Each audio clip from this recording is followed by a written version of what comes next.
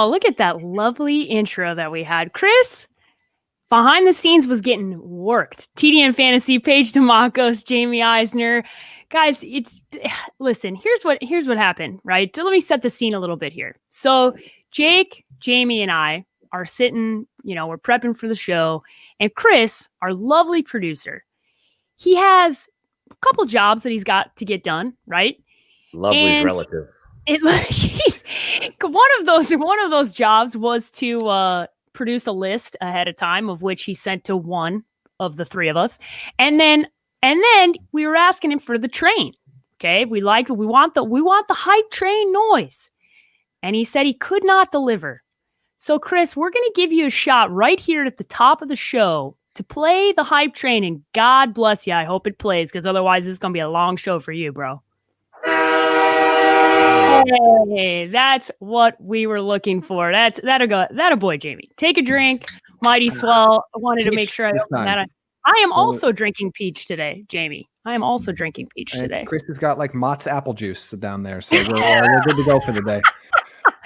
And Chris is drinking apple juice. It is a lovely Friday because we're dunking on the hype train. That is going to become a regular feature, probably a sponsored feature at some point on this show, because it's going to become so regular. But if you guys haven't heard or don't know about our producer, this is our new guy, Chris Schubert. New to some of you, old for most of us, but new to some people on the draft dudes as well. Guys, we got plenty to get into. Top fantasy headline, starting sits, Jamie's junk box, because God bless Chris for coming up with that, and gambling picks for the weekend. So let's start off with our top fantasy headline heading into the weekend. Jamie, I'll let you go first. What is your fantasy headline for this upcoming slate of football? Big name players out right when you need them the most. Let's talk about Julio Jones, who's going to miss this game. David Johnson, who's going to miss this game. It's possible that even Josh Jacobs is going to miss this week. So it's really unfortunate if you've been a Julio Jones fantasy owner like I have. It's been a very up and down season. He's been producing for the most part when he's out there and healthy, but he's been leaving games early. He's been taking extra time on the sideline. He's missed games here and there. It's been a disappointing year if you took him at the end, the later part of that first round, early second round so far, just relative to all the value. But luckily, there's a lot of good receivers, and as the theme has been all year, that you can replace him with. But it's disappointing if you've been waiting for David Johnson to come back, get him back for a week. Now he's out, waiting for Julio Jones in a big matchup. So if you don't have a bye, you're going to be without those star players this week. Yeah, it's been rough go for Julio Jones owners this year. I know, Jamie, you feel that pain.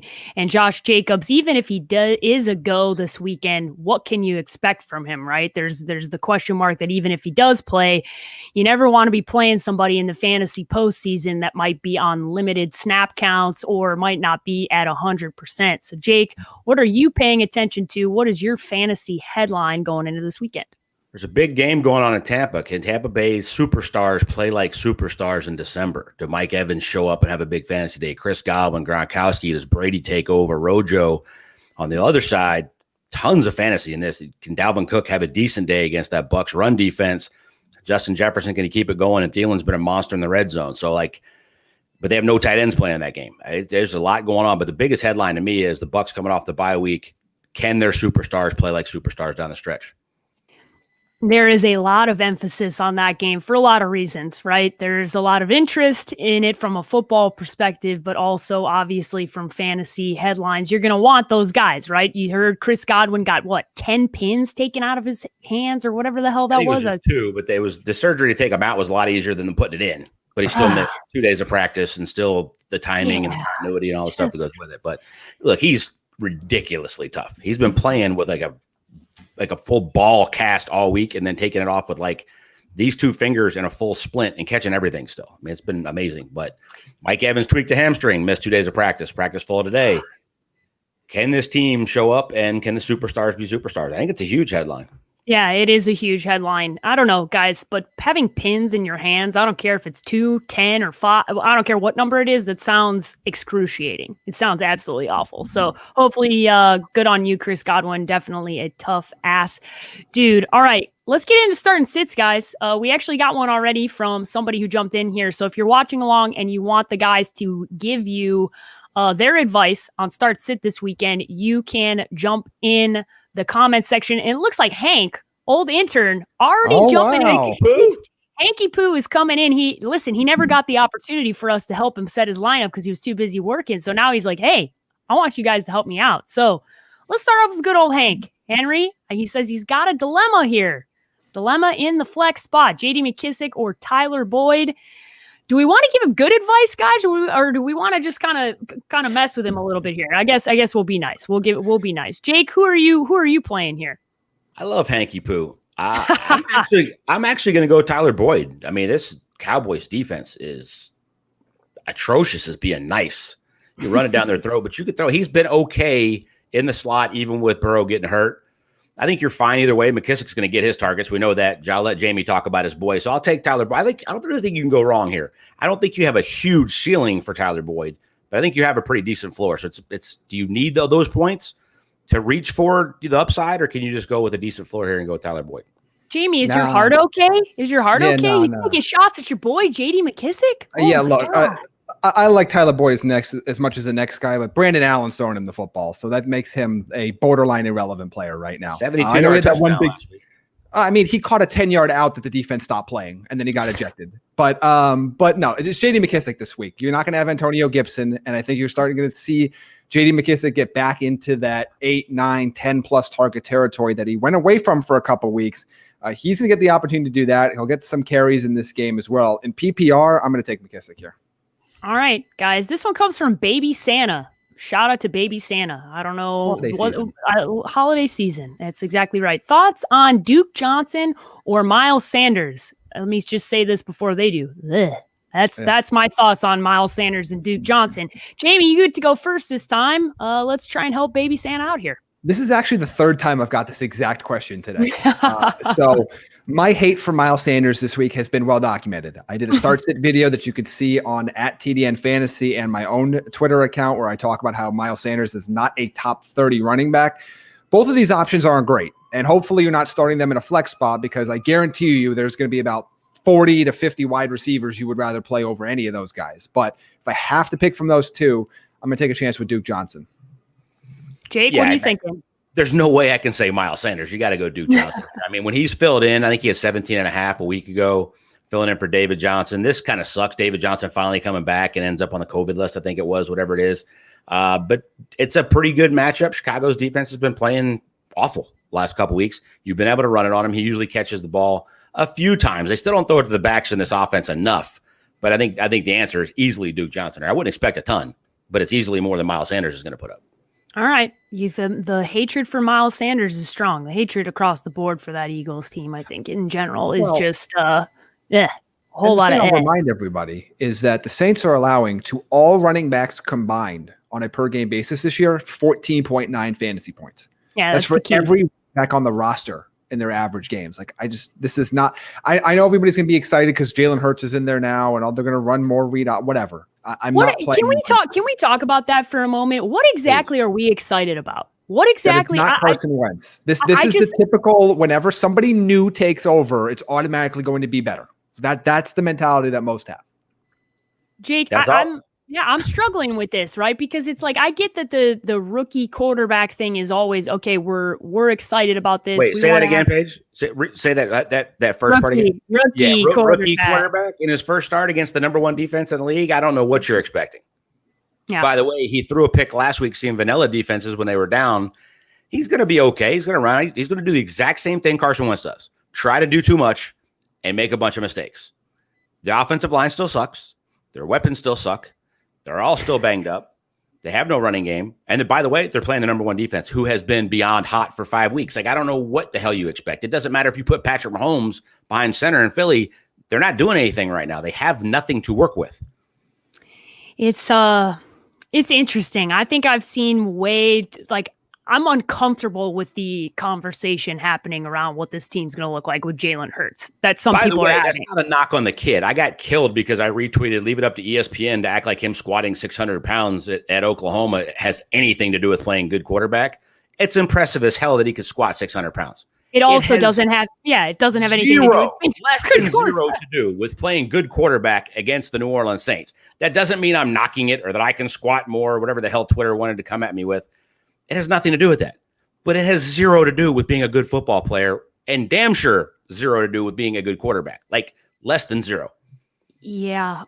If there was any position on a football team that I really don't want to see squatting 600 pounds, it's the quarterback. Like, bro, I want your knees to be safe, and I don't need you to squat 600 pounds. I can assure you of that. That bar on your shoulders? Yeah, no, I'm good. I'm good with the 600 pounds. It's really cool. Great effort. Amazing. I definitely can't do that. But yeah, don't need you showcasing that you can squat 600 pounds. It's a random flex for a quarterback. All right, let's talk about some more start and sit situations. Like I said, if you guys that are watching live with us, if you would like to jump in and drop a start or sit situation, feel free to jump in. First one here, I like a lot because I think if depending on what time of the year this had been asked, I think you would have been laughed at. I think you would have been it would have been like, oh, there's no chance this would ever be in the realm of possibility.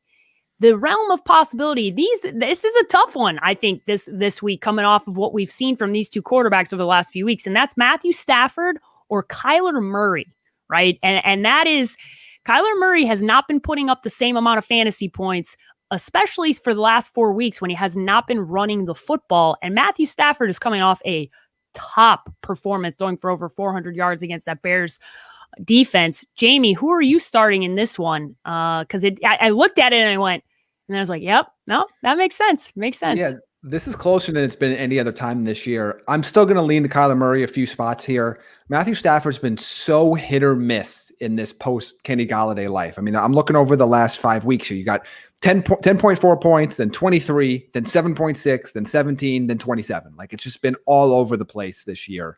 And Kyler, look, he hasn't been great these last 2 weeks. 8.9 a couple weeks ago, 17.5 last week. But I'm still going to lean to Kyler a little bit here. They both, the Packers are this weird matchup where my eyes are telling me that defense is beatable, but they're just not giving up a ton of fantasy points to quarterbacks, probably because teams are just running it down their throat as much as possible. So that becomes the element here too of, we'll see what happens with that scenario. So I'm still going to lean Kyler here, but I think it's this lowest I've had him ranked all year, which is QB 11 for this week. We're barely inside QB 1 territory. Now that everybody's back, there are no bye weeks. I don't feel super confident about it, but I just don't think, if we're talking about ceilings with these guys, Kyler's is still, even with the way he's playing right now, still significantly higher than Stafford without all of the weapons that he's used to having. Yeah, I'm going to sit Kyler in one league and play Tannehill, and I feel pretty good about that. But this one is like, which one of these, the better question is, which one of these guys can get to 15 points? Yeah. I think Stafford could end up in a little bit of a track meet with Aaron Rodgers in this one, but no, Golladay really, really limits what this offense can do, and I think they're going to run it a ton. And they've shown the ability to do that playing bad run defenses, that they'll stick with it. So we'll see. I mean, I don't think either one of this is a great matchup, but I agree with Jamie. I mean, Kyler always has the higher ceiling just because if he decides he's going to take off and run, he can. Yeah. By the way, this Giants defense has been balling for the last 4, 5, 6 weeks and completely shut down Russell Wilson, the Seahawks offense last week. Both of these defenses are in the top 10 against fantasy quarterbacks this year, believe it or not. So one spot apart right now. The Giants are the sixth best against fantasy quarterbacks. The Packers are seventh best. The Giants are sneakily a top defense this year against fantasy quarterbacks. I was going to bring it up, and Jamie beat me to the punch. So it's one of those things. It's from name value where we thought the Giants were, especially in the first half of the season. You're going, I don't know, the Giants, but man, there was no Russ cooking last week, so I think it's a good matchup for sure. All right, next quarterback start or sit. We'll go to Baby Santa here. Let's call an audible. We'll go back to Baby Santa. Tannehill or Big Ben? Jake, you're playing Tannehill, so who you like him over your boy Big Ben? I have them both in our TDN league. I'm going to go with Tannehill. I think this is interesting because I think they're going to win. I think they're going to run it down Jacksonville's throat. I think he'll make some plays, but he's going to be touchdown dependent, where Ben's probably going to throw it 50 times again. But he just doesn't get that many in the end zone. Like it's going to, and I think Buffalo wins that game, and I think they win it probably by a touchdown or more, but I think that one's going to be a little bit of a shootout. So it's kind of, I'm going to go with the safer version of Tannehill. Hopefully I can get 20 because I think Ben could end up lower than that. I think he's going to be hit or miss, basically, is what I'm saying. But I think he could end up with a higher ceiling. I just don't want the risk. Yeah, I All agree. right. I'm going Tannehill here as well. As you could see on the little scroll on the bottom, I have Tannehill at 5. I have Ben Roethlisberger at 10. Both solid plays this week, but I think the Titans, even though they're going to be able to run the ball very successfully against Jacksonville, something they couldn't do last week, I still think they're going to throw. I still think this is going to be a team, especially with the way they played last week, that's not going to take their foot off the gas. They can't afford to. And A.J. Brown, Corey Davis are both excellent plays this week. I think Tannehill is going to get his. And if again, who's more likely to throw 3 touchdowns in a game? Right now, it's Tannehill. All right, guys, let's move on. Last quarterback, start or sit. That is Taysom Hill or Matt Ryan. Who are you guys taking? Jamie, I'll let you go first. I'm going to go Taysom Hill. They're only a couple spots apart for me, but since he's taken over as the starter, he's the QB7 in average fantasy points per game at 22.1. The Eagles aren't anything special. They're middle of the pack against fantasy quarterbacks. With Matt Ryan, he's got a much better matchup, but the last 3 weeks, he's averaging 11.7 fantasy points. He's the QB 29 over the last 3 weeks. It's just, I don't know what I'm getting from him this year. Even in games where Atlanta's keeping it closer, winning, he's not always having these big numbers like we're used to seeing. I'm going to go with Taysom Hill here. He's been consistent every week. He has a pretty high floor because of the rushing. I'm going to take my chances with him. Yeah, it's Taysom Hill for the ability to run. 2 touchdowns in his first 2 games, back-to-back. He's getting in the end zone when they get down the red zone. They're calling his number. I don't think that's going to change. I think they're going to dominate that game. But Matt Ryan, like you said, you don't know what you're getting. And Joey Bosa being back has been on fire the last couple weeks. He's going to be under duress. No Julio. Hayden Hurst is questionable. I don't like what's going on in Atlanta offensively. I think they still win the game, but it's going to be really interesting to see what Matt Ryan can get done. What a weird time we live in where Taysom Hill is a top fantasy quarterback option. It has just been a very strange year and topped off with some strange football things that have happened towards the end of this year. All right, guys, let's move on to running backs. We already talked a little bit about J.D. McKissic and his going against Tyler Boyd for start-sit, but let's pin him here against another running back. That is J.D. McKissic or James Conner. Jamie, is your love affair with J.D. McKissic going to put him over the top of James Conner or not? Not quite. I have Conner at my RB18. McKissic as my RB26. I look, you can run on Buffalo. You've been able to run on them all year. And I think Pittsburgh's going to have to at least pretend that they're going to have some offensive balance if they're going to stay in this game.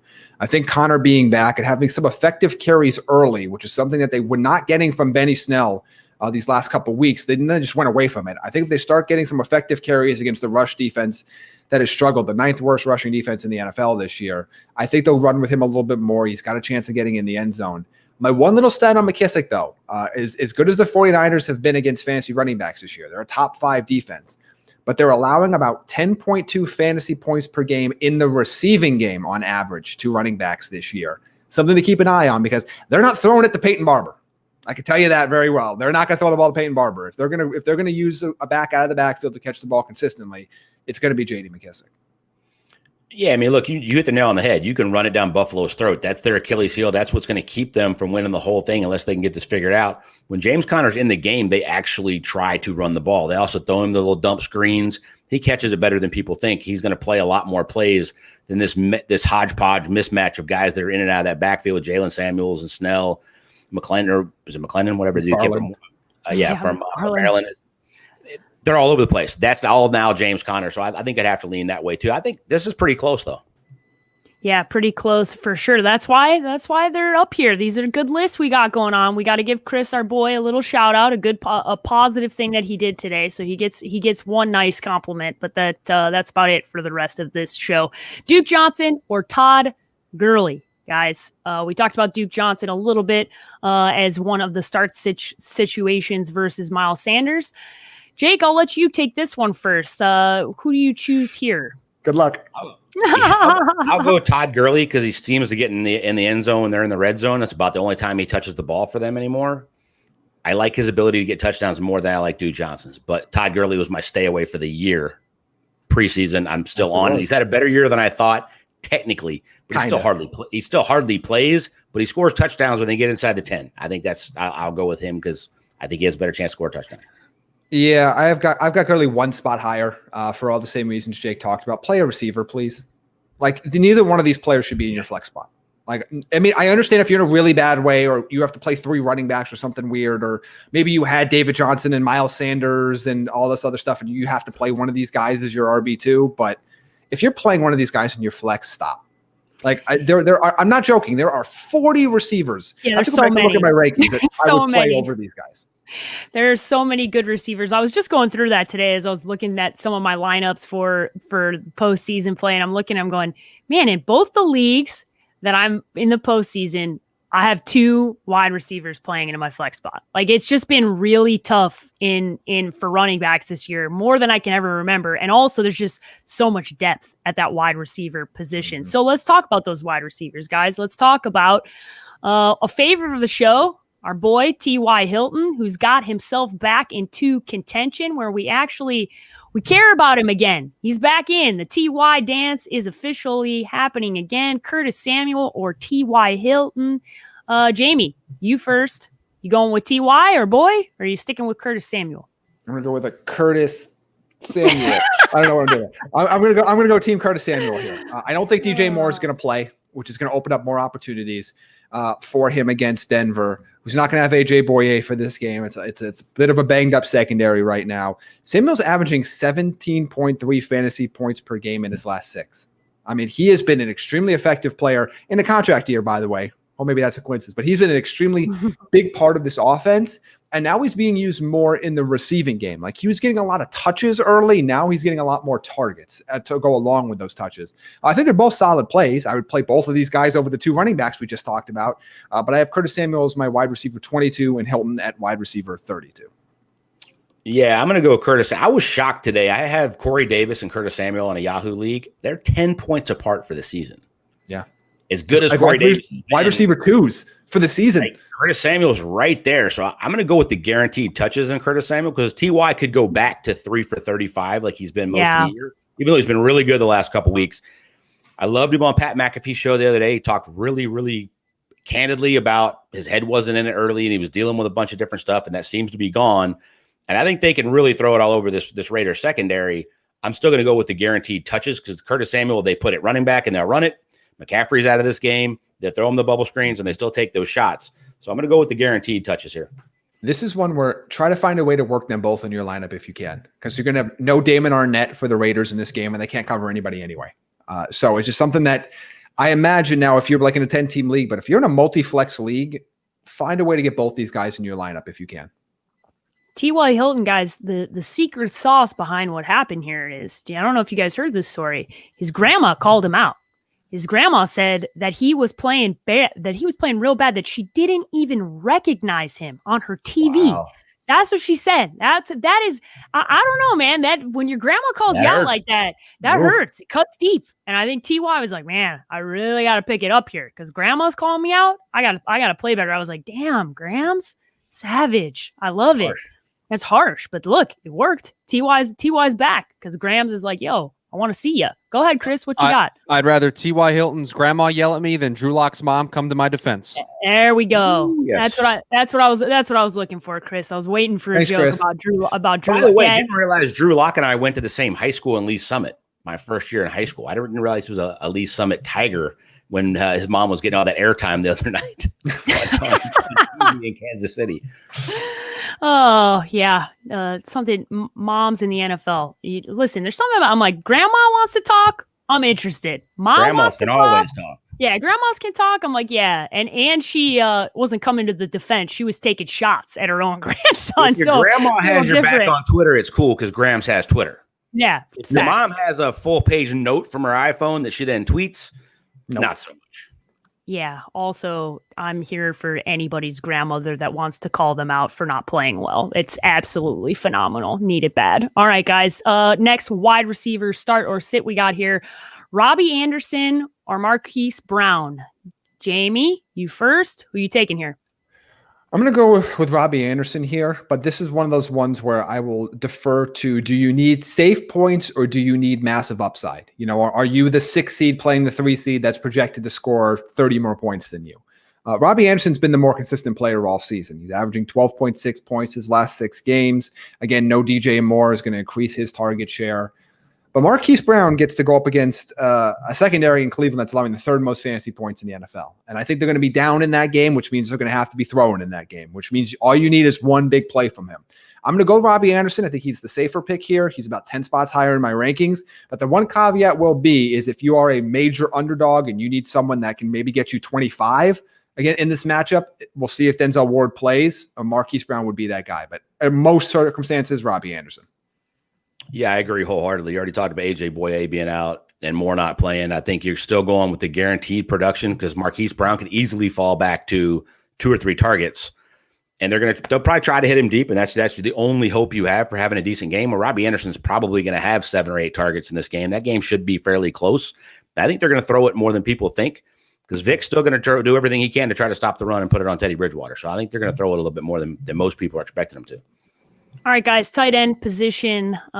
These ones I don't envy you guys having to try and figure out which guy you want to start in the tight end position. So Dallas Goedert or Hayden Hurst. That's the first scenario. So, Jamie, who are you taking? I'm going to go Dallas Goedert here. I know there's still some question marks at the quarterback position, but to me, this question marks about Hayden Hurst's role in the offense right now. He's averaging 3.6 fantasy points per game since the bye, and he only has 4.7 targets a game. That concerns me. Goedert has at least been productive. He's going to be, quite frankly, might be their top pass-catching option on that team. And they might have to throw the ball more than they want to because I don't think they're going to be able to keep up with the Saints for longer. So I have Goedert just inside of tight end 1 territory. He's my 12th ranked tight end. I have Hurst down at 18, so I'll go with Goedert. Is there any other option to choose from? Can we get a scrolling waiver wire here? I mean, Goddard's been good since he came back from the injury. Ertz is back, so I think that helps him. But who knows what his chemistry is with Jalen Hurts? How much is he going to throw to the tight ends? I don't know that he's used to playing with 2 tight ends that much. So I don't know. Hayden Hurst, at the same time, for a while there was really good. And then, as Jamie said, coming off the bye has been absolutely nothing for the last couple weeks. Yeah.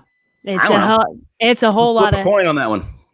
That's why we have the start and sit, because you get a whole lot. I think Hayden of Hurst has a better chance to score a touchdown because Atlanta's actually going to move the ball and score. I don't know that the Eagles put up 14 in that game. I honestly do not have a freaking clue what the Eagles are going to look like. Like, I think people think this offense, even though it feels like it couldn't get worse, might get worse. Like that's kind of what I feel might happen in this situation. All right, guys. The next tight end situation, Eric Ebron or Robert Tonyan. This is a better one in that you have 2 good options here, right? I think these guys are both. Yep. I'm looking at Jamie's scrolling tight ends. I know based off the rankings who you're going to choose. So I'm going to let Jake go first and tell us who he would take between Eric Ebron or Robert Tonyan. Tonyan's got some chemistry with Aaron Rodgers, and he's catching touchdowns again. But I'm still going to go Eric Ebron here because I'm hoping I can get 10 to 12 points out of my tight end position, which has been tough to do consistently all year. If Ebron will catch the damn ball when he has 1 or 2 drops a game, he'd be phenomenal. But Ben goes to him. He continues to go to him. I don't think they're going to throw it 50 times, but I think they're going to throw it 38 to 40. And he's going to have 5 or 6 targets. Tonyan's had some big drop-offs. I think they're going to be able to run it down Detroit's throat. I think this is Aaron Jones' day more than Aaron Rodgers' day. So I'm going to go Ebron here, but Tonyan's been really good the last couple weeks. Yeah, I'm going to go Ebron as well. This is a reminder of why he was nicknamed Droptimus Prime in Detroit. And the big thing that ended his tenure there was his inability, remember when go look this up. There were literally kids in the Detroit metro area that were taping fake bricks to their hands. Oh, I remember Eric this. Ebron for Halloween. Yes. I mean, he's gotten better in that area, both when he was with the Colts and with Pittsburgh, but these still crop up the last couple of weeks. Well, everybody in Pittsburgh drops the ball. Like Deontay Johnson hasn't found a ball he doesn't want to drop in the last 3 weeks either, which I don't get. I don't know what's trying to catch a slant and take it to the house though. Like Ebron's like 3rd and 5 running it out, and he just drops it. Well, Ebron just has terrible hands. Like it is. But he plays the rest of the position well, but he's got bricks for hands. But I'm still going to go with him because to me, I think they both have the same upside. The difference is Tonyan's way more touchdown dependent, and 6 of the last 7 games, Ebron's gotten you double digits. And at tight end, just getting you to double digits is a win in my book. Unless you have like a Travis Kelce, you just want to get to double digits. He's been able to get you that 6 to 7. Buffalo's one of the worst defenses in the NFL against fantasy tight ends. I'm still going to go with him. They're both top 10 plays, as you can see below, but I'm going to go with Eric Ebron. He's in that category of the like 7 guys at tight end that I'm starting every week. And I think he's still going to be 1 tier ahead of where Tonyan is. Man, it's so frustrating because you saw a completely different version of him before and then he comes to Pittsburgh, right? I thought he kind of got rid of the little dropsies that he was having, but it's been bad, especially the last 2 weeks. But Tomlin said he's basically going to sit whoever drops the ball next. That was his presser this week was like, run out of guys. He's like, I'm going to take you. You're going to drop a ball. I'm going to take you out. Deontay dropped one in the last game. Ebron dropped one in the last game. They both dropped 3 in the last game. Yeah. Like, they had 8 you're drops. out of players. Yeah. You throw the ball to Ray McLeod? Like, no. That's Ray McDonald, Jamie. Ray McDonald. The podcast got it wrong 4 times. Ray. Anybody whose name is Ray, I'm here for. All right, we got a couple of fan starter sits, so we'll end with these. Sticking with the tight end position, Baby Santa wants to know Goedert or Fant. We're basically gonna win or lose Baby Santa's postseason. So I hope you guys realize, like, by the time we're getting him, I think this is his 3rd question. So we're really setting his entire lineup. So okay, Jamie, Goedert or Fant? I have Fant 1 spot ahead. I'm going to go with Noah Fant in this. I think he's. I trust that Drew Lock's going to go to him. Carolina's defense is still young and very hit or miss on a given week. It's 1 spot difference, but I'm going to go with Noah Fant. I at least know that there's some connection there. I have no idea what to expect from Hurts and Goedert yet. Yeah, again, I don't think Goddard's going to have the chance to score. Maybe if they get down there, he gets a touchdown in the red zone. But Fant is one of the most explosive tight ends in the NFL when healthy. He's back healthy. You saw that in Kansas City last week. And Drew Lock loves him. So I'm absolutely going to go Fant here. I think there's much, much, much more upside, but I think the floor is higher as well. All right, guys, another one from the fans. This time a quarterback one, right? This one's from Halil's Real Football Talk. 2 good options here. Josh Allen or Tom Brady. Good options, good matchups here. So which one are you guys choosing? I'm putting Jake on the spot first here. Choosing it. Let's go, Jake. Who you like more this week? Josh Allen or Tommy Boy? I'm going to go Tom Brady. I think he has a monster week coming off the bye. I think Josh Allen's going to have a really solid week. Maybe the best performance I've seen from any player in the NFL last week against San Francisco. Looked completely in control of the game. Had the defense pegged, knew where he was going. When they blitzed, he went hot. He was unbelievable. I don't know that he's going to look that good against Pittsburgh. I think he's going to have a really solid night, but I think Tom Brady has a big week against his Vikings defense, who's given up a ton to opposing teams, quarterbacks, and fantasy. Yeah, Brady's my QB3 this week. So unless you have Patrick Mahomes or Aaron Rodgers, you're playing Tom Brady. I expect really good matchup. Expect that big bounce back game from him coming off the bye week. It's a very, very young secondary. Too many weapons. I don't see any reason. I know the Bucs have been all over the place this year. I get it, but I don't see any reason why Brady can't get you 25 plus in this matchup. Yeah, it's definitely a favorable matchup for the Bucs and for Tom Brady. Last one here, we'll go to Clampty Z. This one is a wide receiver question. CeeDee Lamb, T.Y., or Marvin Jones? We're picking one, so I'm assuming of the 3 here. So, Jamie, those 3, who are you taking? I'm giving a slight edge to Marvin Jones here. When he's the undisputed number 1 in Detroit right now. And I expect the Packers to put up 30 plus in this game, which means that the Lions are going to throw the ball early and often, which is why Matthew Stafford's in that conversation that we just had at the very, very beginning of the show. Like, he's not a QB1, but he's close because of some volume. Marvin Jones has been putting up numbers every single week right now. I mean, the ball is going to go to what? Like, Mohamed Sanu's going to get a little bit of look. Quintez Cephas will get a little bit of a look. Hawkinson will get his 5 or 6 catches. But Marvin Jones is going to be the wide receiver 1, has a good chance to catch a touchdown. So I'm going to go with him slightly over T.Y., but those 2 are very close for me. CeeDee Lamb reemerged from purgatory against the Ravens the other night for like a few catches early. T.Y. has come back from the dead as well from the last couple of weeks. But Marvin Jones is the guy here. He's been putting up numbers for the last month. A lot of touchdowns. I think the ability to get in the end zone for him is what's going to put him over the other 2 guys here. I definitely think Marvin Jones as well. All right, guys, that's the end of starter sit. So no more questions for now, unless I see some really good ones. I might throw them in at the end. All right. So Halil, he gave us he said we agreed with him. So that's all anybody's looking for. They want affirmation. They want us to tell them that we agree or disagree, and they might do what they want anyways, and then come back and tell us that they were wrong. You know, that's okay. But looks like we got some good affirmation here. And listen, Baby Santa, I don't know your real name, But if you win because of us, I don't know what we get, but we get something. So hit us back afterwards. Don't call yourself Baby Santa and don't send some presents this way when you win. I know. Yeah, that's what I'm talking about. You can't call yourself Baby Santa and not hit us up with some good presents. I don't know what we want yet, but probably some booze. That'll probably make everybody's holiday much, much better. All right. The best part of the show, this is Jamie's segment brought to you by Manscaped. This is Jamie's junk box. And Chris came up with this idea, and I have absolutely no idea. I have no idea where this is going to head. So go ahead. There it is. Thank you. I'm glad you're prepared this time. But before I get into that, this is brought to you by Manscaped, and the holidays are here. Have you made your wish list yet? Our sponsor today has the #1 wished for gift of the year. Manscaped, the best in men's below and above the waist grooming. Manscaped is here to ensure you're taking care of your manhood, Chris, and your nose hairs with the new Performance Package. And we've talked about this on the show before. The Manscaped Performance Package is the ultimate men's hygiene bundle. It included in this package is the Weed Whacker ear and nose hair trimmer, which is waterproof and uses a 9,000 RPM motor-powered 360-degree rotary dual blade system. It also includes the Lawnmower 3.0 trimmer, which we've been promoting on the show for a while. Again, if you want some action this holiday season, got to make sure things look nice and presentable. Maybe put a bow on it when you're done. It's not get in the holiday spirit. Or if you're like me and you celebrate Hanukkah, you get in the holiday spirit for 8 nights, and do what you got to do. But you're only going to get that opportunity if you present it in a quality way this holiday season. And you can do that by getting the Manscaped Performance Package, which includes probably a Dreidel joke there somewhere, but it is somewhere in there. I'm going to let it fly. But don't forget the Crop Preserver, the ball deodorant that we talked about a lot on the show that our former intern Hank and Linda C from the Rusty Spur and Scottsdale is a big fan of. Yep. And the Crop Reviver ball toner, which is a favorite of Jake, as we've talked about on the show. Spritz, air dry, you will thank us later. All of that is included, as well as 2 free gifts, the Manscaped Boxers and the Shed Travel Bag for anybody that's on the go.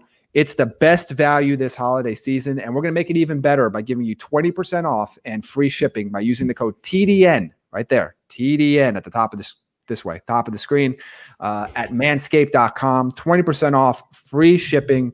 Your balls will thank you. Your significant other will thank you. Whoever you get this for as a gift will thank you, or you will thank yourself for getting this gift. Yep. So 20% off, free shipping by using the code TDN at manscaped.com. Jake and I we've talked about our experiences with it. I even on the show a few weeks back showed you what the actual unboxing of it. Really high quality stuff. You will be very, very happy with it, or whoever you give it to will be very happy this holiday season. So make sure you save 20% off by using our code TDN. I think ladies that are listening to the show, Chris, there's one single gentleman on the show here. Okay, so our boy Chris here, if you want to give him a nice present for the holidays, feel free to ship this to Chris. Use the code TDN. We need to help our boy out. Okay, so, we got to take care of him. Maybe we'll even host a bachelor on the show. Chris is going to become a prop. I hope you know that, Chris. So I know you didn't agree to that, but you're going to become I signed up for. I'm fine. It's ladies, come on. Help my boy Chris out. Send him the Manscaped package. And use code TDN. Get 20% off. Help our boy. Come on. Yeah, Chris he's a solid 4 with a job. What more do you want this holiday season? It's might get to a 5.5 with the Manscaped package, bro.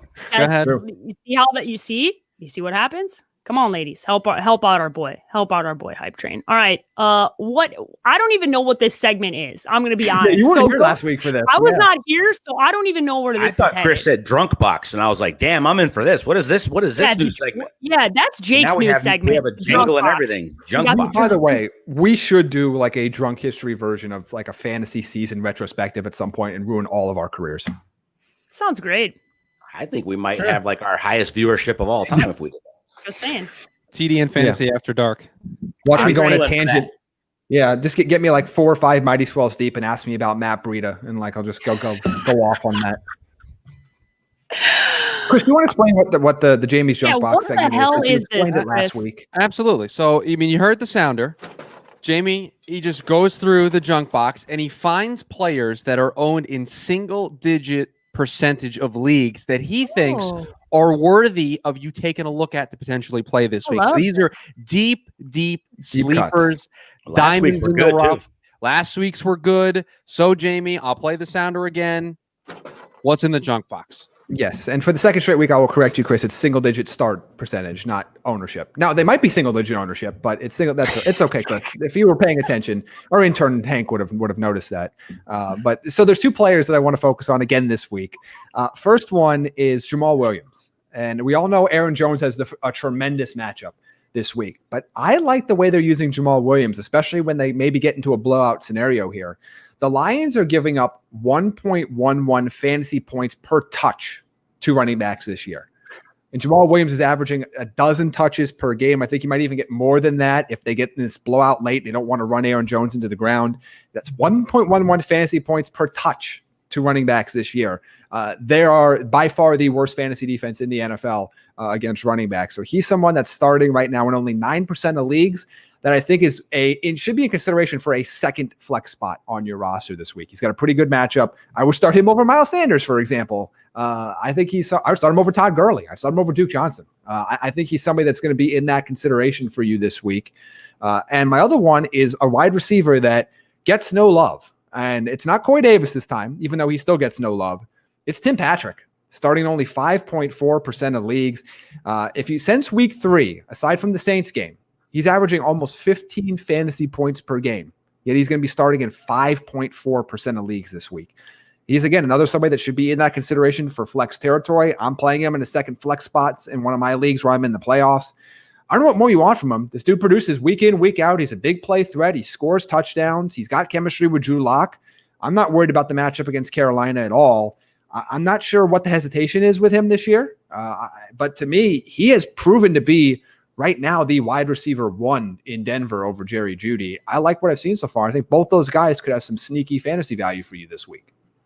I like both of those. Yeah, like both of those. Love the segment. Great idea. I think this makes a ton of sense. So see, Chris, we brought you back up, and look at our guy. Look at Baby Santa down here. Gave you a soft 5. Well, that's nice. Thank you, Baby Santa. Appreciate that. That's nice. That was very nice. Baby Santa out here trying to help our boy Chris out. So, ladies, still a chance. TDN, 20% off. Send him the Manscaped 3.0. He needs it. All right, take care of our boy. And then I'm going to set him up with The Bachelor. That's coming in January. You guys didn't even know that was going to happen. So it's going to be phenomenal. Let's finish the show with rapid fire discussion around the matchups this weekend. So you guys got 30 seconds each. Tell us who you're picking and why you're picking them. I will set up the matchup and tell you what the point spread is as of right now on betonline.ag. So we'll kick things off with the divisional matchup, the AFC South. Tennessee Titans, a 7.5-point favorite on the road at Jacksonville. Jamie, let's go. Take Titans to win and cover here. They need this game desperately. Jacksonville is definitely just playing out the season at this point. The Mike Glennon fireworks kind of died in the first quarter of last week's game. I think the Titans are able to bounce back after that. Basically, the final score doesn't talk about how terrible that performance was against Cleveland. They'll be able to run the ball effectively. They'll throw it effectively. A.J. Brown's going to play. I expect a big game from all the Titans.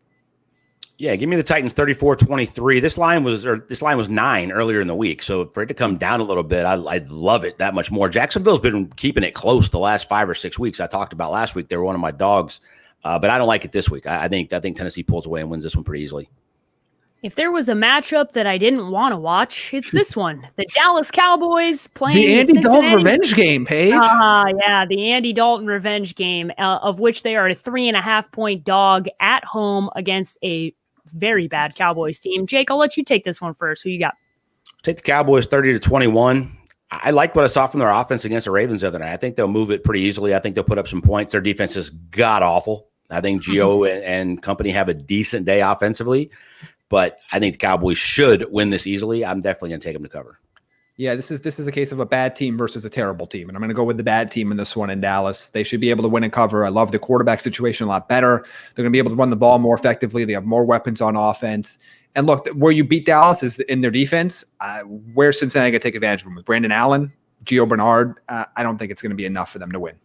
Yeah, probably not. All right, the Houston Texans going on the road to play the Chicago Bears. The Texans are a 1-point favorite in Chicago. The Chicago boy, Jamie, you're going to be watching with binoculars from your apartment. Who's winning this one? I'm going to go with Houston here to win this game. The Bears defense, look, they could come back and play like they did earlier in the season and win this game, but I'm really nervous based on what I've seen. You start to wonder if when one unit plays so bad for so long that it starts to seep into the way that the actual one good unit on the team, maybe that's happening right now. But if the Bears are even just average defensively, they're not beating most teams in the league. And it's not like Houston's that great, but they have a tremendous advantage at the quarterback position right now. And unless that defense is going to win them this game, which I have not seen over the last couple of weeks, I think Deshaun Watson does just enough to pull out a victory on the road. Deshaun Watson's been hot. Will Fuller's a big loss, but not big enough for them to lose this game. I got the Texans 24-20. He's just been playing really, really good. If they go empty more than anybody, which makes him take what the defense gives him, he's getting out of the ball out of his hands a little bit faster, not playing hero ball near as much. I think they can get it done even without David Johnson and Will Fuller. Yeah, they've definitely been better since they made the move from Bill O'Brien. Minnesota Vikings going on the road to play the Tampa Bay Buccaneers. Jake's not making a pick. Jamie is. Who are you taking in this one, James? This is a big one for the Bucs coming off of the bye. It's tremendous for them, not only for playoff implications, but just for the sanity of the fan base and anybody around them on social media. I expect the Bucs to win and cover. Bruce Arians is 4-2 in his last 6 post-bye week. Minnesota is not very good. Like I know they've been hotter lately. That's not maybe they're the characteristic of that quote unquote good bad team, but they're not very good. I mean, they struggled to beat Jacksonville last week. They're not going to be able to run the ball effectively on Tampa Bay because nobody runs the ball effectively, and then they're going to put the ball in Kirk Cousins' hands. I just trust Tom Brady and his weapons more in this game to win this by at least a touchdown. Yeah, I think Bucs Nation would feel really good if that is taken care of. All right, the next one between the Kansas City Chiefs and the Miami Dolphins. Kansas City going on the road to play Miami.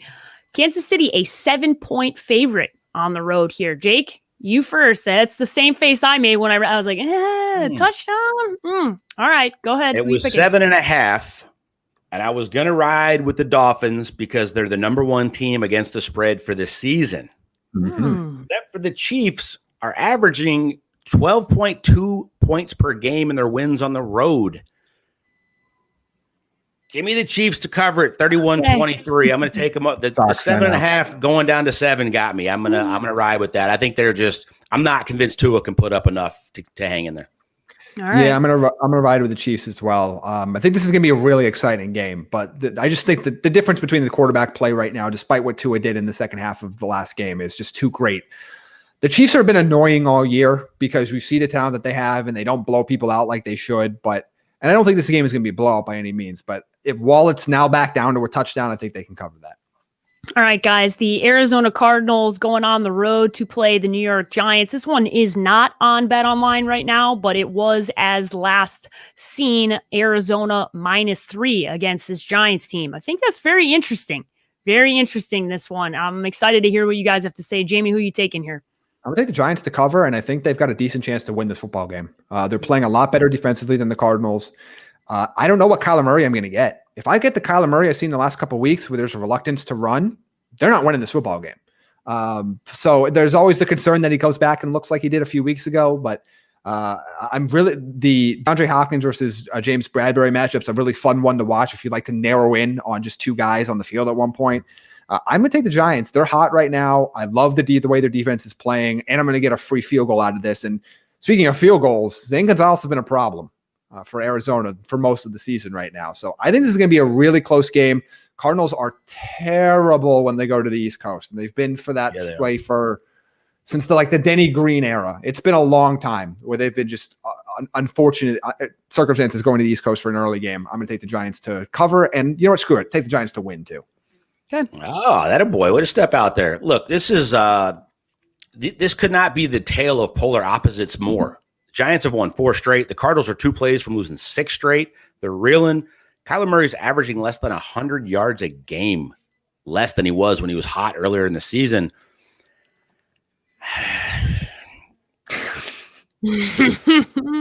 But something's got to give. They're terrible on the East Coast, but something's got to give. I mean, they're both in the playoff hunt. Like this could not be. This is why it was my stay away. Like I feel like this was your stay away. This was my stay away, and I'm still staying away. It's I'll take the Cardinals to win 24-23. The Giants cover. All right. Giants cover. The safest bet when you are not feeling one way or the other is to do that. So we will see what happens in that one. All right, big AFC playoff implications in this one, guys. The Indianapolis Colts going on the road to play the Las Vegas Raiders. The Colts are 2.5-point favorites on the road in Vegas. You guys know what the means to both teams, right? There's a lot on the line for both teams. So, Jake, who are you taking here? It's my lock of the week. Give me the Colts 30-23. I think they win by a touchdown. They are significantly better at this point in the season. Their defense is really, really good. They stop the run. I don't know if Jacobs plays, but it doesn't really matter if he does. Put it all on Derek Carr, whose weapons have been all over the place, but I don't think Waller has the same kind of game that he's been having. He's damn sure not going to do what he did to the Jets last week. In Indy's offense, Phillip Rivers has been really good the last 3 or 4 weeks. I think it's one of those things, even though he knew the offense, it took a while for the continuity to get built. They've had the same guys out there for a few weeks now. I think Jonathan Taylor has a pretty solid day, but I think Indy gets this one done, and I think they hit him in the mouth. The Raiders have been physical. You guys know I think they're better, and they've been really good. I just think Indy's that much better than almost at Oakland, Las Vegas. Colts by 10. Colts by 10. Love it. Love it. Moving on. I'm not even going to let him break it down. I'm just letting him stick with that. All right. I feel better about this one than I did last night, which I almost locked in. All right. I love it. I love it, guys. All right. New York Jets going on the road to play the Seattle Seahawks. It's a big point spread, guys. 13.5 for Seattle. Interesting, seeing as I don't even think they scored 13 points last week, right? They just, it's all right. Are we going to have another one of these times where we're like, yeah, the Jets can cover the spread? Is this going to be one of those times, Jamie? Are you going to put money on the Jets to cover this big spread, or are you going with Seattle to cover it? Yeah, no Denzel Mims, maybe no Jamison Crowder. Now that they're gonna force feed Frank Gore the ball now and not give to Ty Johnson. So they're pretty much gonna Jets this game up. This is the Arnold on the road has been a problem for his entire career. Now he's gonna lose two of his top 3 pass catching weapons. Now they're not gonna even go with a more explosive running back. I just think all those things are lining up for the Seahawks to win this game big, especially coming off of an embarrassing loss last week. I think the Seahawks win this one big. I hate the line when it's this high, but as long as it's under 2 touchdowns, I feel okay going with Seattle. If all those guys you just mentioned that played last week and played pretty well were playing, I love it that I don't think this line is anywhere near this. I'm going to go 31-16. The Seahawks get this done as well. They're trying to keep pace, and Russell's been embarrassed. Russell's tired of being talked about as being behind the kitchen, not even cooking. I think they bounce back big. Their defense, since they've been blitzing, has been really fun to watch, by the way. They haven't been great, but they've been a hell of a lot better for 3 or 4 weeks when they're blitzing Jamal Adams and Bobby Wagner and doing this stuff that's really uncharacteristic for a Pete Carroll defense. They've been fun to watch. Yeah, it's almost like the offense can't play well when the defense started to figure things out. It's like they needed their defense to give up 30 to score 40, right? And it just doesn't make a whole lot of sense that they haven't been able to click. All right, a NFC North matchup between the Green Bay Packers and the Detroit Lions. A big spread here, too. 8.5 for Green Bay going on the road to play Detroit. Jake, what do you think you're going to get from Stafford in this one? Do they cover the spread against Green Bay? No, I'm glad it went down a half a point. I'm going to go 30-21. Green Bay gets it done and covers. I think it's a bit of a track meet, but I just don't think Stafford with his banged up offense can hang in there with Aaron Rodgers. And I think the ability for the Packers to keep it away from Stafford and run it successfully and be able to play action is going to be the key and the difference here. Yep, I agree. I'm going to take the Packers to win and cover. I just think the ability to run the football down Detroit's throat is going to be the biggest difference here. If they're able to be more balanced on offense, they don't need Aaron Rodgers to play hero ball. I think they'll have enough to get this job done by close to 2 touchdowns. All right, the Atlanta Falcons going on the road to play the LA Chargers. Both of you guys in our Against the Spread show were like, I don't know. This is a weird matchup between these two teams, right? So Jamie, who are you taking? You taking Atlanta here on the road against this LA Chargers team? You think that Chargers team bounces back a little bit? I don't know. This game sucks. I hate it. I'm going to take the Falcons to win. I don't have much analysis here. Okay. I just these are two teams that are just maddening to bet because they have some talent and then they do nothing with it. The Chargers defense is horrible. I mean, it is horrible. And right now, if you look at the last 6 or 7 weeks or so, Atlanta's defense is playing a lot better than LA's. So yeah. I'm going to take my chances there that they get enough done, even without Julio Jones, that they can at least scrape by with the victory against a team that's quickly becoming one of the worst in the NFL. And they're damn lucky that they have Justin Herbert, a quarterback. Yeah. What was the line again? 2.5? 1. One right? and, oh, it's 1.5. 1.5. I'm going. I'll take the Falcons 30-27. Look, even if and I expect the Chargers to bounce back and play well. I think Herbert's going to have a solid week. I think Keenan Allen has a big week getting back to where he was. When he plays well, they still lose. So it doesn't really matter. He can go back to what Jamie said last week. Herbert's going to throw 3 touchdowns and they're going to lose. At one point, the Falcons have been pretty good since they made the switch. Raheem Morris has his team playing different. As Jamie said, his defense is playing a lot better. They're significantly better right now than the Bulls.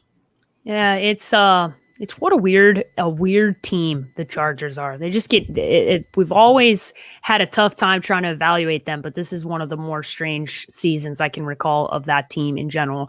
All right. New Orleans Saints going on the road to play the Philadelphia Eagles. We already talked about this a little bit just because of the quarterback change, which is obviously the headline going into this game. You're going to see Jalen Hurts. How you guys feeling about this one? Are you feeling like the Saints could go in and just dismantle this team? Are you feeling good about 7? Jake, who are you taking? Give me the Saints 27-17. I think they get it done. I don't know that the Eagles can get to 17. I think there's going to have to be some turnovers. Taysom Hill is going to have to play a lot different than he's played the last couple weeks for them to get to 17. They haven't really gotten to 27 themselves since Taysom Hill has taken over, but I don't think they're going to need to. I think they can run it successfully here, control the clock, and I think Jalen Hurts is going to have some turnovers. I like the under. I think the under is like 43. I don't think we're touching that. So, I mean, this one should be an ugly game that the Saints, I think, win handily. Their defense has just been on fire for the last 5 weeks. Yeah, I agree. I mean, I think there's at least a chance that defense keeps us within 3 or 4 points of what Philadelphia is able to do on offense in terms of scoring. So I think the Saints to win, I feel pretty good about it, to win by a touchdown. And like Jake says, I don't expect this to be like a crazy scoring game by any means, but I just don't know how the Eagles are going to score points. Like, this is going to be cute for one drive when everybody's excited, and then it's going to go right back to them being the Eagles that they've been all year long. Yeah, I don't even see if their script is good, Jamie. That's a great point. Yeah. Like if they have a kick-ass script and they go down for like 8 or 9 play drive and score a touchdown, and then don't do anything the rest of the game, it wouldn't surprise me at all. But I can't wait for the craziness if that happens on Twitter and all these freaking national media pundits to go nuts.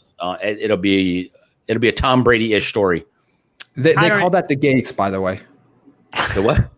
The Gates to create a great opening drive where the Jets go down, look competent, and then they don't play it for the next 3.5 quarters.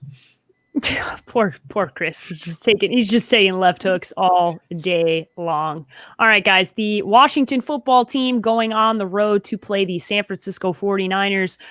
Washington, a 3-point dog in this game. I know where Jamie's headed, so I'm going to let him take this one. He's been riding Washington for what seems like the last couple of weeks. So are you going to pick him here, Jamie? I am. Look, no Antonio Gibson hurts, but I still think they'll be able to be effective enough with the short passing game to account for some of what they're going to miss in the running game. Now it looks like Sherman's not going to play again for the 49ers this year. This is actually I know this one is going to make you fly under the radar for a lot of people. It's going to be an exciting matchup, I think, from just a pure football standpoint. There's a lot of playmakers in this game from both sides, a lot of quarterbacks that kind of can be game managers but do a little bit more. I think this is going to be a really, really close game. I think this is going to be one score down in the end. And in those scenarios, especially with the defense playing as well as Washington has played, basically top 10 in every single category across the board, I'm going to take the extra 3 points I'm getting. I'm going to go the other way. I'm going to take the Niners 24-20. I think they get it done. It's going to be an ugly, old school, physical game. But I think Robert Saleh is going to go back to that game plan they had against the Rams where they wanted to do that quick, short passing game, and they couldn't do anything. There was nothing there. Fred Warner is going to be the difference here because I think he's going to just dominate whichever running back's playing for Washington. And I don't know that Mostert has a good game because he only played 42% of snaps since he came back from injury. But they rotate enough guys. Jeff Wilson's back in, and I have enough faith in Kyle Shanahan to get to 24. I don't think Washington can get over 20. So I'm going to take them to get it done and cover this. Yeah, hoping for Robert Saleh that he doesn't use his game plan that he used last week because that was not his best game plan. All right, next game we're going to talk about here: Denver versus Carolina. Carolina -3.5 in that matchup. These two teams kind of feel like they're both in that same kind of what I would call like purgatory. They're right. They're not horrible, but they're not good. Right. The Bears are also in this category. Jake, who are you taking in this one? I'll go Carolina 27-23. I think they can get it done and cover that. I think it's a good game between two bad teams. Uh-huh. I just have a little more faith in Teddy Bridgewater. Drew Lock, I love it at times. And then that like basketball background shows up and like they described it perfectly in the broadcast against the Chiefs. When he rolls out, He doesn't take what's right in front of him. He tries to hit it down the field every time. And our boy Ty picked him off last week. He just makes too many stupid turnovers and mistakes for me. The Raiders game, I think he had 4. So I like the fact that Teddy's not going to turn it over. Mike Davis is going to play fine. They're not going to miss McCaffrey. They missed him all year. DJ Moore is going to hurt, but I think they have enough to get it done. Yeah, I agree. I think they have enough to get this job done. I like what Carolina is doing on both sides of the ball. They're not great in either area yet, but they're competent and they don't turn the ball over a lot. And they have a lot of successful playmakers. Denver's a little bit banged up on the defensive side. Have been that way all year. It continues to get worse in the secondary. And I don't know what Drew Lock I'm going to get. I don't know if I'm going to get the semi-efficient down the field Drew Lock, or am I going to get the Drew Lock blow up game? So I'm going to lean to Carolina here at home to cover. All right, guys, the last one, the best one. Very excited for Sunday night football between the Pittsburgh Steelers and the Buffalo Bills. Man, oh man, this is a prime matchup on Sunday night football. The Buffalo Bills are at home, and they're a 1-point favorite. Mike Tomlin, coming off of a loss, is 66%. He wins the game following that. Not massive, but definitely more often than not, he's winning that football game. Jamie, do you have Pittsburgh going on the road and covering that and winning this football game, or do you think Buffalo is going to win at home? I do not. I think Buffalo is going to win at home. This was the game I thought would catch Pittsburgh all along. Like once they started to get to 7-0, 8-0, 9-0, this was the game I had circled on the schedule as this is the one I think they drop, especially given what we just saw last week from Josh Allen and how effective he's playing. To me, Pittsburgh has been this probably very good team, but not great. And that's kind of where they've been for the most part. They have the talent to be great. We just haven't seen them put together that on a consistent basis. And whether it's a random week with the defensive lapses, or a week where or most weeks they're not able to run the ball, or weeks when they have the dropsies. Like, I think that's finally coming back to bite them. And a lot of times when these teams in sports come down from that undefeated high, it takes them a couple weeks to kind of get their legs back under them again and get rolling. So I'm going to lean to Buffalo here to win at home. I think it's going to be an unbelievable game. I love when these games make it at nighttime and prime time. But I'm going to take Buffalo to win here, especially when it's only a 1-point spread here. Jake, do you remember last year how everybody felt about Green Bay, right? It was a 13-3 team, but you looked at them and you went, but every game they won was like ugly and their schedule is really favorable. And there was something about them that just never felt like they were that team, right? And Pittsburgh kind of reminds me of that this year. It's a great comparison. They're winning these games, but it's like, they read the list of quarterbacks they've played so far this year. And I went, yeah, it's not. And they gave up a bunch to a lot of those guys, right? Yeah. I mean, they played their most complete game against Jacksonville with a backup quarterback where their defense finally played 4 quarters. But Carson Wentz put up 29 on them earlier. They've given up a bunch other than Lamar. They've got Lamar's number. Like, he has more turnovers against the Steelers combined than everybody else in the league. I'm riding with the Bills. I liked it at 2.5. I'm definitely loving it at 1. I think this is the Bills and the Browns, man. Like, these 2 games are going to be awesome for primetime Sunday night, fun Monday night. The Steelers defense is also banged up. Yeah. Bud Dupree out. They're losing pass rushers that are so vital to coming off the edge in this defense and what they want to do. Josh Allen, what I saw last week, if he plays like that down the stretch, the MVP's done. Yeah. I'm telling you, that was one of the most impressive games I've seen from a quarterback in a long time last week, to what he did to a really hot San Francisco defense that was getting healthy. I think he could take advantage of the Steelers defense. And the biggest thing with rushing him is, my God, when he escapes to the right, watch out. Cole Beasley's been amazing. Stephon Diggs has been amazing. Stephon Diggs was the difference, but it wasn't over the top last week. It was just, they just killed him. Like, they did everything they wanted to. Cole Beasley had his career high in the first half last week. I just don't see enough answers for Pittsburgh. I don't think they're going to be able to match them score for score. I think it's a hell of a game. I'll go 28-24 if Buffalo gets it done. These are my guys, my Bills. Joe Marino, our Bills. We're like, they're just, man, they're fun to watch. And Josh Allen is so easy to root for because so many people want him to fail, man. Like, so many people in the draft community are just, they cannot stand that he's having success. So I am here for it. I need it. I want him to win the MVP. The guy made a hell of a progression from year 1 to year 2. He made even more of a progression in year 3. Like, just admit you were wrong. Just take the L, man. Just take the L and move on. It's all good. Everyone makes makes mistakes. It's an imperfect process. Nobody is right all the time. Otherwise, they would be a billionaire for figuring all of that out. Okay. So it is a very imperfect process, but very much looking forward to Sunday and Monday Night Football this week, guys. All right. We've reached the end of the podcast. Final thoughts. Jamie, I'll let you go first. What are your final thoughts this week? Just that I'm really excited for the fantasy playoffs to be here. It's been a long season. There's been a lot of weirdness, obviously, with COVID and players going on the list, games moving around, games going on Tuesday. But I'm really excited for the fantasy playoffs to be here. Congratulations to everybody that was able to make them. And hopefully you're able to advance and you can take some information that you got from the show today. Just remember, again, these are a series. You have to do everything you can to win each week. And I think at that point, just remember, whatever that takes, whether that involves bench spots, whatever it is, you have 3 1-week seasons for the most part ahead of you. Make sure you're doing everything you possibly can to win this week. And again, that sometimes means benching guys like Miles Sanders, who you spent a lot of draft capital on. Benching guys that maybe have helped you a couple weeks ago but have a terrible matchup and you don't expect them to be good this week. Whatever it takes, it doesn't matter. You don't get any moral victories here. You got to play the best team possible and do whatever you can to win. And congratulations and good luck. I took Jamie's advice. I have the Pittsburgh Steelers and the Tampa Bay Bucks defense, and the Rams were out there in the ESPN league, in the Kenny and Crash fantasy football extravaganza, whatever the hell they call it. And I went, I'm going to grab them and stash them so nobody else, because I didn't need the bench spot. My team was pretty loaded. I ended up playing them last night. I'll take that 20 points to start the weekend off in the playoffs in the first round. I was pretty fired up about that. I will agree with all of that, Jamie. I'm excited. It's been a long year in fantasy. Got one more week in a Yahoo league, but it's exciting to get to that point. And then the other thing is join us again at arians.rivalsmedia.com this weekend and make your picks. Donate to the Arians Family Foundation. It's been hard 2020 raising money. We can't have all of our events. So even $10 here and there helps, and it helps a kid in need. And this time of year, it's the giving season. Do everything you can. Please join us at arians.rivalsmedia.com. Make your picks. Have a chance to win some awesome prizes and memorabilia, and outpick us. See how it goes. Yeah. Glad you mentioned it. Definitely want everybody to go check that out. That's arians.rivalsmedia.com. That's how you can check out what they're doing. It's a really, really fun fan engagement gambling experience that everybody can partake in. And at the best part is raises money for an amazing cause, the Arians Family Foundation.